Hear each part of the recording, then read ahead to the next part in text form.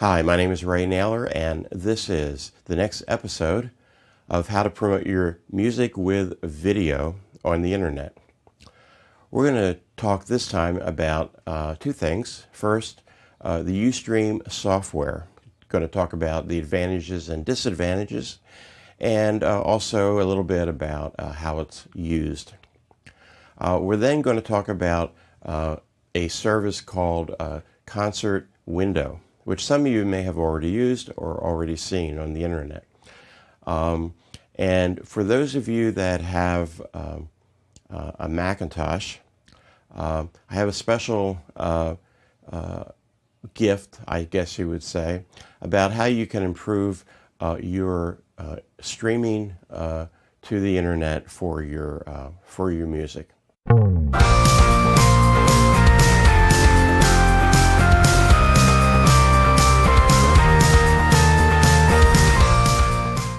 Okay, let's take a look at the Ustream software, and then we'll take a look at Concert Window. So we're going to take a look at the Ustream software, and I'm going to do this relatively quickly. There's one of the disadvantages of the software is you have to learn how to use it. Even with the free software, it can be a little bit challenging until you have a sense of everything. The advantage of it over the Ustream broadcaster on their website, which is what we did last time, is that you can have more than one shot, even in the free version. Now here you see me on the video. Now I'm looking over just because my computer is over this direction. Now we can also have a video. So you're hearing me, you're not hearing her sing, but if I broadcasted this, you in fact would hear it play. You can also have a photograph. Now, actually, you notice how when I went back and forth, how it went, how it merged one into the other. You can also do what they call a cut, which most of the time you're going to want to use that. There's a whole bunch of other. Those are the two that you have in the free version. I think you only have those two. There's a bunch of others in the paid versions, although I never use them because really you only use kind of weird ones like that when you're doing something real special. So I'm going to go back to the cut. As I said, there's a lot to learn, and you can download a user guide. And these are the names of the three. The free version is called Producer. The studio version is the first level of the paid, and the Producer Pro is the third level. Now, I'm not going to go over what these things are. You can check it out on their website if you're interested. But what I do want to say is when you look at this manual, if they have it all broken up into different functions and how you do this, how you do that. And when you get to a paragraph, if you see either Studio or Pro, that means it only applies to them. Studio, actually anything that says Studio also applies to Pro. If it just says Pro, it only applies to that. So really, with the free version, you only need to look at the descriptions and the instructions for things that do not have either one of these. Okay, so I'm going to go back to me here. Let's take a look at some of the things quickly that you can do. First of all, there's always preferences, and you always want to take a look at that to see if anything that you may want to change.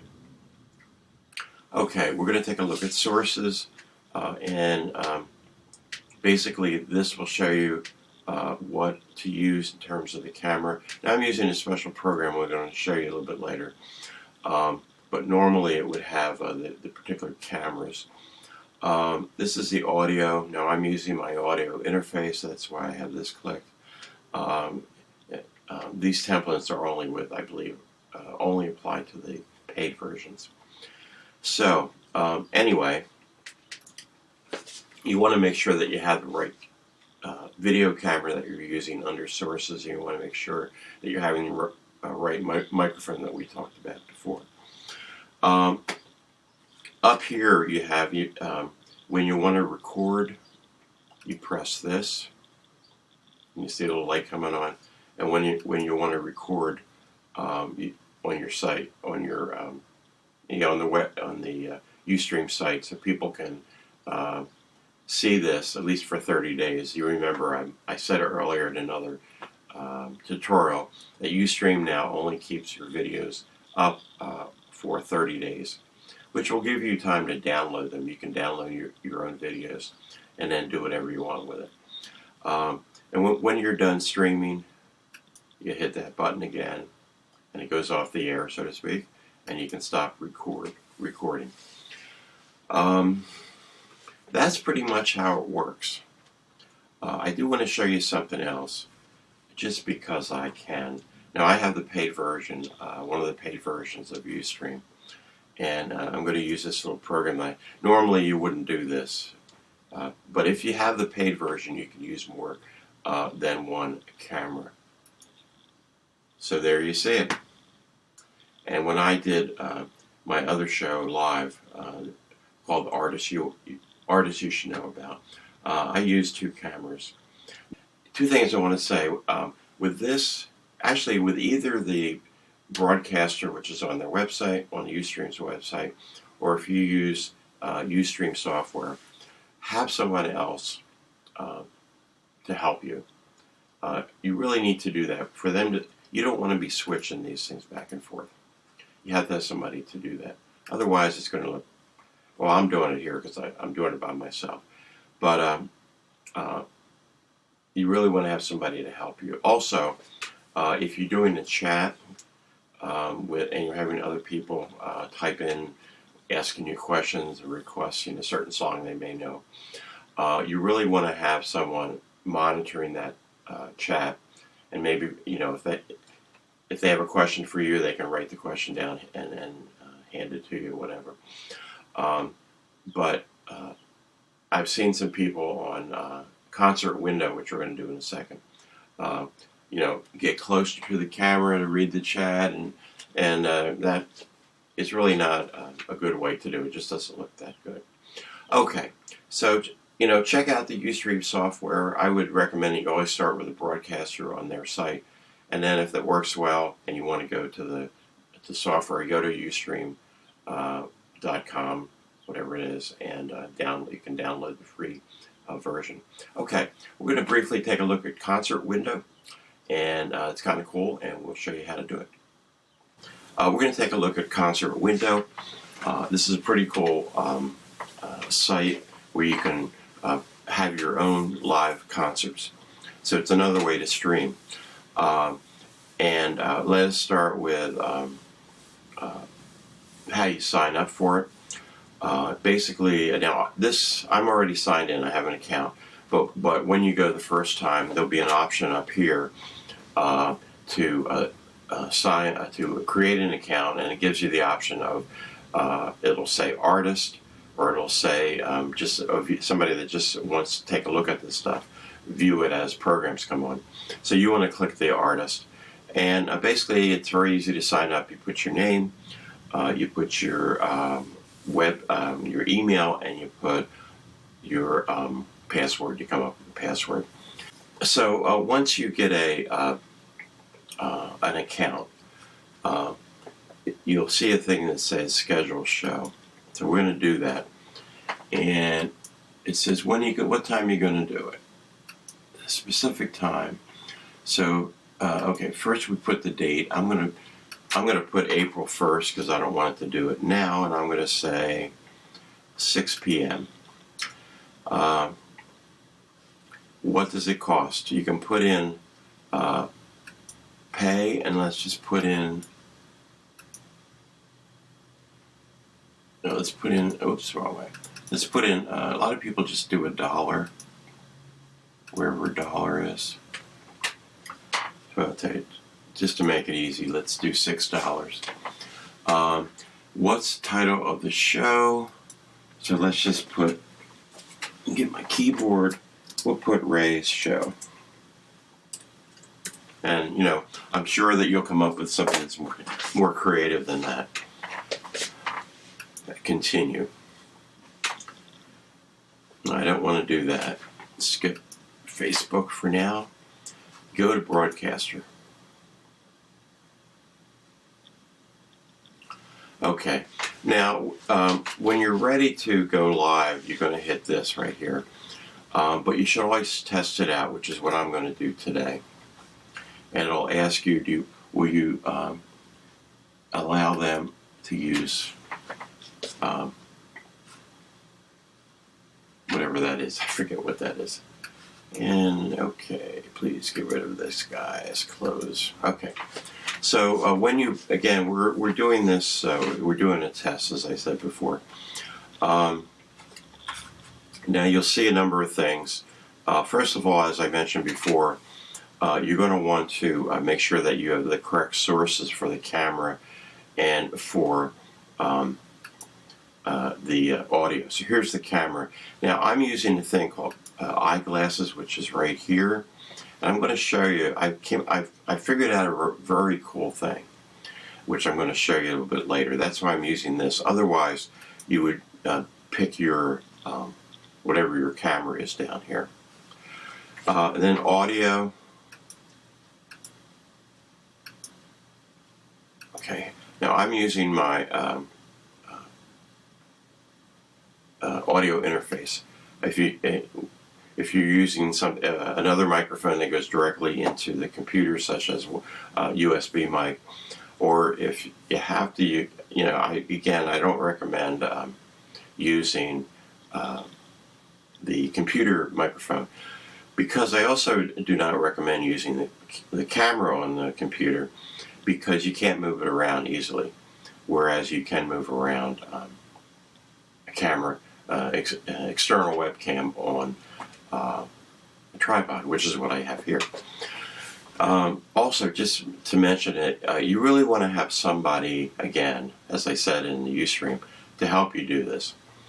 They do have a chat here, and you don't want to be worrying about the chat while you're trying to sing. So you have to have somebody to help you. You have the quality of the broadcast. That really has to do with, I think, your broadband. I'm going to put it up high. If you find when you're testing it doesn't work, you can move it down a little bit till it does. Volume. Now, if we do it too high, you see how it's clipping, and you probably just heard that clip there, a little distortion. So I'm going to move this down so I don't see the red bar. Let's see. So that's pretty much all set. You have different quality. I would go, this is the widescreen. I would do that. For any reason it doesn't work, you can move it down. And the only reason it might not work is that your internet connection, broadband, is not great, I guess I would say. So really, when you're ready to broadcast, you hit this and it says start to record. You can also record it like on Ustream, and then have it to put up on YouTube or anything that you'd like to do. So I'm not going to really hit this now. I could hit it and it'd record. And again, it's still a test. So that would work. And really, that's it. One of the things I discovered, and I think it's very cool, when you check out the description, the directions how to use this, they have that on here. They have a help file, which is actually right here. And they have a lot of, you can learn how to use this as a broadcaster. So I would encourage you to take a look at all that to make sure that you have everything set up correctly. And they will tell you that they will, you can use multiple cameras.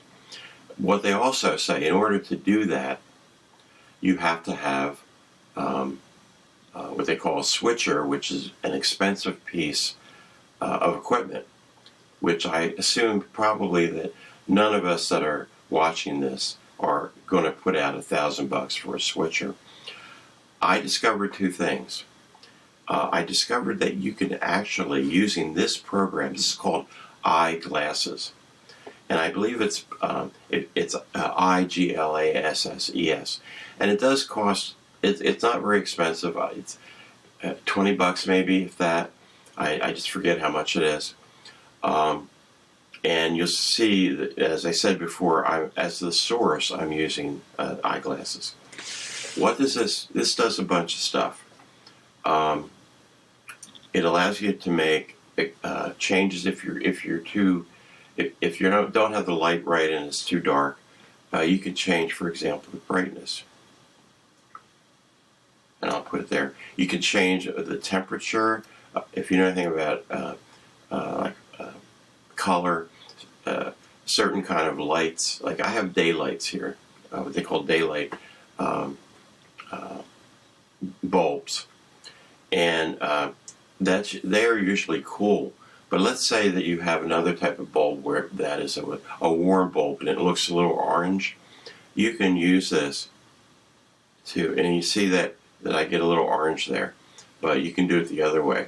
Now I'm going to leave it right in the center because I have the daylight and it seems okay. Tint, you can change the tint if you're a little too red. You can make yourself a little more, you can go into the green area. If you're a little too green, you can go into the red area. Again, I'm going to leave it pretty much in the center. Saturation, if you don't have enough color in it, you can up the saturation. That's a tint. You can up the saturation. That's a little too much. If you want to be black and white, you can do black and white. And contrast, I won't get into all this stuff. But the other thing that it has is a zoom. Now I have this up here but I'm going to put it all the way down. Now the reason I zoomed it is because I didn't want you to see all this crap over here. But let's say that you want to zoom it there so that when you're playing a guitar. Da-da-da. Now, you have to have somebody else to help you, which you ought to do anyway. Watch this. I can zoom it up. And the one thing you want to be careful about is what they call headroom. So this is the top of this is up here somewhere. Now when you zoom, it's going to do this. And you can zoom, you can cut off your head a little bit, or whoever's doing it. If you watch movies, whatever, it's okay to cut a little bit of the top off. What you don't want to do is to cut your what is this called? Chin. The other thing about the zoom, that's not too, you see how you have to be, whoever's doing it has to be practiced to do it as smooth as possible. I'm using a wireless mouse. I also have a pad that Apple has, but I find that the mouse is much better. So let me take this back a little bit, this far. The other cool thing you can do to give the illusion that you have two cameras is to click here. And if you were zoomed a little more, which it's probably not a bad idea to zoom back further. Just I'm only zooming closer because of the white thing, which you won't necessarily have that. And then by zooming this up, by clicking on this bar, whoa, it looks like you got two cameras.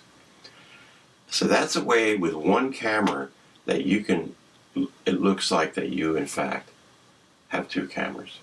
It's pretty cool. Now you want to make sure whoever is doing this for you remembers where to click. If you click it too high, that's a little too much head losing.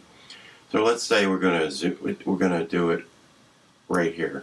So there we have the long shot, and there we have. Now I discovered something even cooler. If you actually have two cameras, there is a way with this application that you can use two cameras. You don't have to spend $1,000 for a switcher, or you don't have to buy some kind of software program for $1,000 to be able to do this, to be able to use 2 cameras. Watch this. Over here, this is settings. If you click that, and it says right here, select camera. So if I go over to this other camera that I have, ta-da! I'm using 2 cameras with a concert window. I don't know if anybody has figured this out. Anybody who uses concert window. I bet you not. This is a secret that I'm giving you. If you get 2 cameras, isn't that cool? That is super, I think, cool. That is very cool. With absolutely no modesty at all, I think that's a damn good idea I came up with. So you have 2 ways to do it. If you have 1 camera, you can do a close-up and or a long shot. You can also zoom. Now with either the zoom or if you do this thing, I wouldn't do it a lot of times. I would only do it while you're singing, while you're performing, and I wouldn't have the person that's doing this do it too much. But it's a great thing to use. Maybe do it 2 or 3 times in a song. So anyway, that's concert window. And it's also how you can use 1 camera to look like 2, and 2 cameras to use, in both cases, to use this thing called eyeglasses. And there may also be another application, another app for doing this kind of thing that has a zoom that maybe is free or was a lot less expensive, I don't know. But $20, whatever it is for this application, is not bad. So that's it.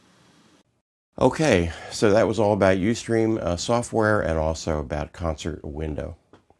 Next time we're going to continue with streaming, and we're going to look at streaming with YouTube Live. Also another service called Livestream, and we're also going to take a look at Stage It, which is another online opportunity to have your own concerts online. Otherwise, that's it for today, and we'll see you in a couple weeks.